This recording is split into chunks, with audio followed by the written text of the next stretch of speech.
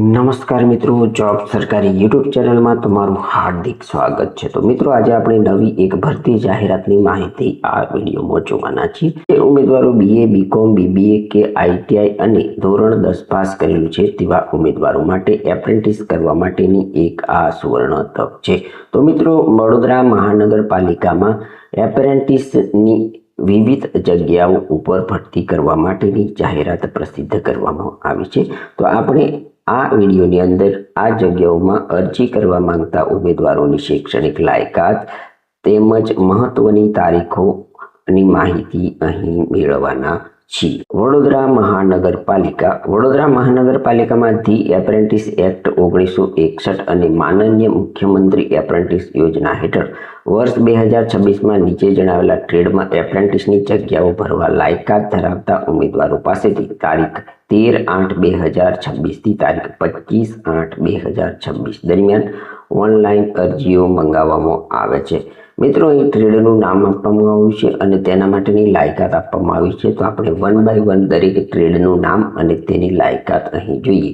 તો પ્રથમ જગ્યાનું નામ છે ઓફિસ ઓપરેશન એક્ઝિક્યુટિવ, જેના માટેની શૈક્ષણિક લાયકાત BA, BCom કે BBA કરેલું હોય તેવા ઉમેદવારો અરજી કરી શકે છે। સેકન્ડ નંબરની જગ્યા છે computer operator in programming assistant, તેના માટેની શૈક્ષણિક લાયકાત ITI ટ્રેડ પાસ કરેલો હોવો જોઈએ। થર્ડ નંબરની જગ્યા છે વાયરમેન, તેના માટેની શૈક્ષણિક લાયકાત પણ ITI પાસ કરેલું હોવું જોઈએ। 4 નંબરની જગ્યા છે ઇલેક્ટ્રિશિયન, જેના માટે પણ ITI ટ્રેડમાંથી ઇલેક્ટ્રિશિયન ટ્રેડ પાસ કરેલો હોવો જોઈએ। 5 નંબરની જગ્યા છે ફિટર, તેના માટેની શૈક્ષણિક લાયકાત ITI ટ્રેડ પાસ કરેલો હોવો જોઈએ। 6 નંબરની જગ્યા છે ડ્રાફ્ટમેન સિવિલ, જેના માટે પણ ITI ટ્રેડ પાસ કરેલો હોવો જોઈએ।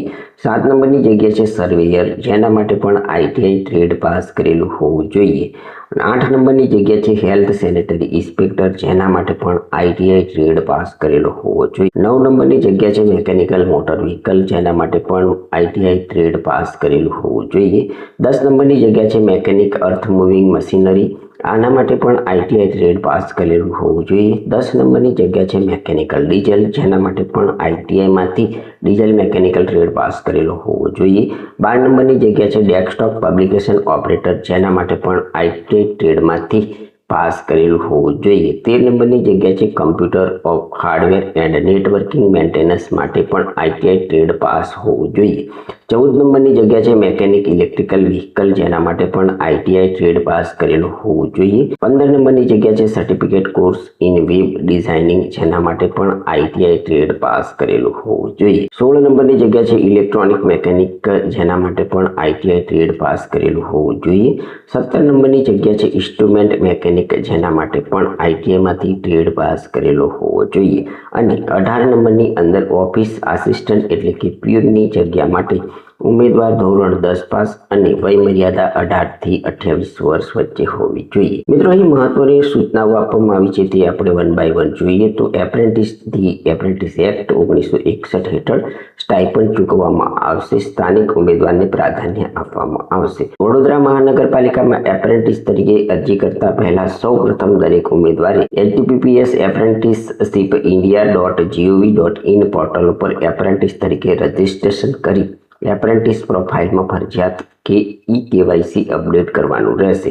ઉમેદવારે apprenticeshipindia.gov.in પોર્ટલ ઉપર એપ્રેન્ટિસ તરીકે રજીસ્ટ્રેશન કરી KYC તથા એપ્રેન્ટિસની પ્રોફાઇલની વિગત અપડેટ કર્યા બાદ જ vmc.gov.in recruitment.aspx ઉપર જઈ ઓનલાઈન અરજી કરવાની રહેશે। અગાઉ જે તે ટ્રેડમાં એપ્રેન્ટિસ કરેલ ઉમેદવારોએ અરજી કરવી નહીં।